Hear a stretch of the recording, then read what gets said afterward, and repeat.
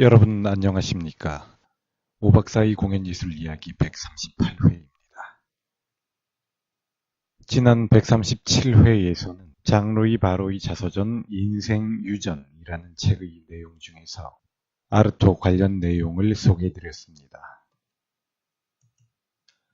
이번 회에는 그 책의 전체적인 맥락과 장루이 바로라는 사람에 대해서 전체적인 이해를 얻기 위해 그 책의 역자 후기를 여러분들께 소개해드리도록 하겠습니다. 장루이 바로는 1910년에 태어나서 1994년에 죽은 프랑스의 유명한 배우이자 연출가라고 할 수 있겠습니다. 이번 회에서 여러분들께 소개해드리는 역자익의 내용을 통해서는 장루이 바로의 아르토와 볼클로델에 대한 입장이 잘 나타나고 있습니다. 역자의 글의 내용에 의하면 장루이 바로는 볼클로델의 작품들을 매우 사랑했지요. 그런데 지난 회 오박사의 공연예술 이야기 137회의 내용에 의하면 장루이 바로가 높이 평가했던 인물인 앙토냉 아르토는 볼클로델을 싫어한 것으로 나타나고 있습니다. 볼클로델은 카톨릭 신앙에 기반한 상징주의 극작가로서 지금 제 기억에 의하면 우리나라에 그의 작품이 한 2억 원 정도가 번역이 돼서 시중에 나와 있는 것으로 알고 있습니다.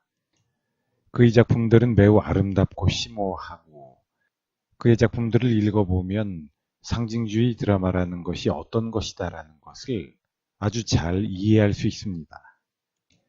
이번 회에서 소개해드리는 역자의 글은 장루이 바로의 전체적인 활동상과 또 그와 앙토냉 아르토 그리고 볼클로델의 관계에 대해서 아주 쉽게 잘 설명을 하고 있는 것 같습니다. 이렇게 좋은 자료를 국내에 소개해 주신 번역자 윤동진 선생과 출판사인 홍성사에 대해서 경의를 표하기 위해서 이 책의 역자의 글 전문을 여러분들께 소개해 드리도록 하겠습니다. 역자 후기 바로와 프랑스 현대극 프랑스의 현대 연극사는 1913년 10월에 문을 연 자크 코포의 비유 꼴롱비의 극장과 더불어 시작된다. 이와 거의 같은 시대 1910년에 태어난 장 루이 바로는 코포의 두 제자 샤를르 둘랭, 루이 주베와 다른 2명의 극장장 조르주 피토예프, 가스통 바띠들이 형성 1920년 7월 6일에 형성한 카르텔 시대의 연극 활동을 1931년 시작해서 오늘날까지 프랑스 연극계를 대표하고 있는 배우이며 연출가며 극장장이며 각색자이다. 생계를 위해서 고등학교 기숙사에서 자습감독 조교를 하던 장 루이 바로는 샤를르 듈랭의 제자가 되어 1931년부터 1935년까지 아틀리에 극장에서 배우로 활동했다. 그때 그는 에티엔느 드크로와 더불어 마임에 열중, 초기부터 그의 소질을 드러냈다. 그리고 포크노의 소설 내가 죽어가는 동안을 스스로 각색해서 어머니 주위에서라는 전위극을 몇몇 친구들과 올렸던 바 연극계에 굉장한 화제를 불러일으켰다. 아틀리에 극단에서 나와 독자적으로 공연한 2 작품 세르반테스의 뉴만시아와 크누트 함순의 허기는 그를 그 당시 젊은 세대를 대표하는 인물로 만들기에 이르렀다. 이 연극들은 특히 앙토냉 아르토와 클로델의 주의를 이끌었으니 전자는 그 속에서 자신이 꿈꾸어오던 잔혹극의 첫 예들을 간파했으며 후자와의 만남은 2 사람 모두의 예술에 중대한 의미를 부여했다. 독일 점령하에서 그는 코메디 프랑세즈에 들어가서 걸작들을 연출했다. 페드르, 미운 사람들, 안토니오와 클레오파트라 등 무엇보다도 그가 오랜 전통극에 젖어있던 코메디 프랑세즈를 설득 당대의 걸작 비단구들을 공연할 수 있었던 것은 현대 연극사에 길이 남을 획기적인 사건이 되었다. 그러나 장 루이 바로는 영화배우로서의 길을 걷기 시작했으니 이 길에서 그 당시 연극 영화계의 프리마돈나였던 마들렌느 르노와 만나 결혼, 이상적인 연극인 부부가 되었으며 이상한 드라마, 환상 심포니, 천국의 아이들에서 바로의 인기는 절정에 달했다. 드비로 역을 맡았던 천국의 아이들에서 그가 보여준 밥디스트의 판토마임은 그의 명성을 세계적으로 떨치게 했다. 코메디 프랑세즈의 개혁이 있자 그는 그곳을 떠날 수밖에 없게 되었다. 그리하여 그는 마들렌느 르노와 함께 코메디 프랑세즈에서 나와 개인 극단으로는 유일한 레파토리 극단인 마들렌느 르노 장루이 바로 극단을 세우고 1946년부터 1956년까지 마리니 극장에서 활발한 공연 활동을 전개했다. 마리니 극장을 더 이상 대관받을 수 없게 되자 르노 바로 극단은 몇 년 동안 순회 극단이 되었다. 그의 극단은 몇 차례 세계 순회 공연 후 빨레 르와이알과 사라 베르나르에서 공연하다가 앙드레 말로에게 국립극장 오데용을 위임받아 프랑스 극장의 장이 되었다. 1968년 그의 극장이 5월 혁명가들에게 점령된 후 그의 생애 최악의 시련을 겪고 정부와의 계약을 파기당했다.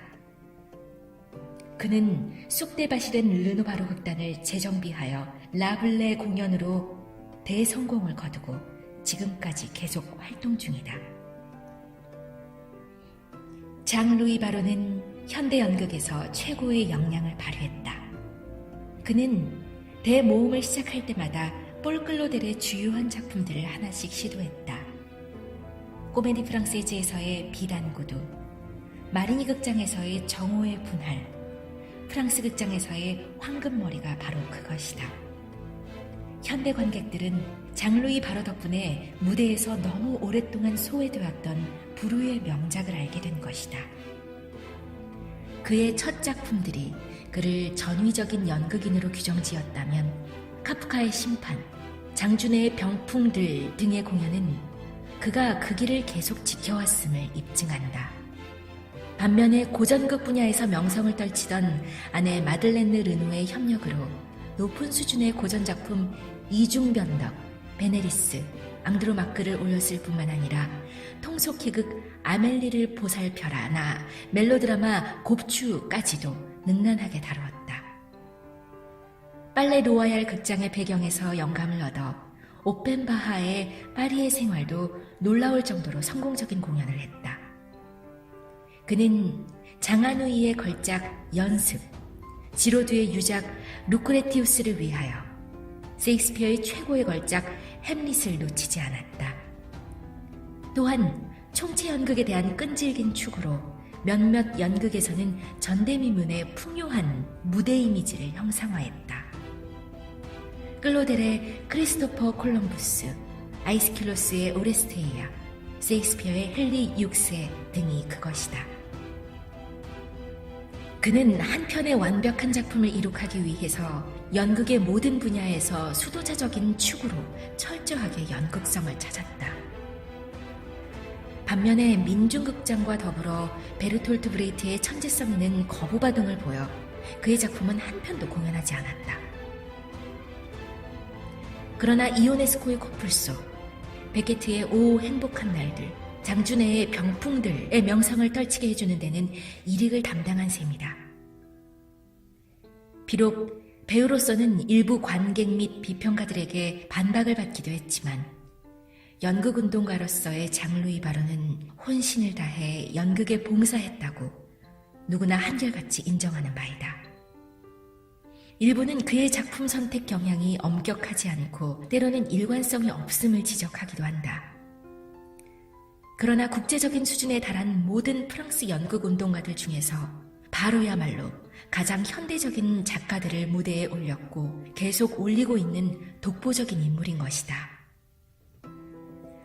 앙또냉 아르또의 영향이 전 세계를 휩쓸고 있는 작금에 있어서 그의 신봉자라고 할 수 있는 바로이고 보면 우리 시대의 가장 대담한 연극적인 추구를 하는 사람임에는 틀림없겠다. 그는 이미 연극 행위를 마치 사랑의 행위처럼 관능적이며 종교적으로 보았었다. 연극에 대해 관능적, 종교적인 비전을 갖고 있기 때문에 그로서는 어떠한 정치극 형태에도 젖을 수 없는 것이 아닐까. 이로 인해서 그는 일부 공격적인 관객과 정치적인 연극 활동의 광적인 젊은이들과 점점 분명한 거리감을 갖게 되는 것이리라. 그렇지만 1968년 혁명에 시달린 후 장루이 바로는 자신의 작품 라블레에서 이러한 연극계의 가장 최근의 흐름에 주의를 기울일 줄 안다는 것을 보여주었다. 또한 비단구두 제4일 발레아르 군도의 바람 속에를 공연함으로써 클로델에 대한 그의 애착을 다시 한번 드러냈다. 노년에 많은 부채를 마다않고 꾸며놓은 자신의 극장 테아트르 도르세에서 건물주인 정부의 요청으로 쫓겨나자 조금도 동요되지 않고 롱부행 극장으로 옮겨감으로써 나이를 모르는 연극에 대한 그의 집념과 살아있는 동안에는 연극을 위해 몸을 바치려는 무서운 결의를 우리에게 다시 한번 확인케 해주었다. 결국 이 자서전을 통해서 우리는 현대 프랑스 연극사인 산 증인으로서의 그의 생애 및 예술을 읽을 수 있을 뿐만 아니라 오랜 세월을 통해 그의 천재성이 발견해내고 사귀었던 많은 천재들 또한 알게 된다. 그는 심오하고 명석한 분석력으로 그가 이룩한 예술의 발화, 형성 과정, 그리고 결과뿐만 아니라 그가 만난 여러 예술 분야의 천재들까지 우리에게 매우 선명하게 그려주기 때문이다. 번역의 텍스트로는 1972년 시율사에서 간행한 장루이 바로 내일을 위한 추억들, 장루이 바로 수브니르 pour demain을 사용하였는 바, 해외 공연 여행기 부분은 작품상의 비중으로 보아 큰 결손이 될 것 같지 않아 생략했음을 부언하는 바이다. 끝으로 하마터면 빛을 볼 수 없었을지도 모를 이 책을 3년여의 동면에서 구해준 홍성사 측에 감사드린다. 1983년 3월 역자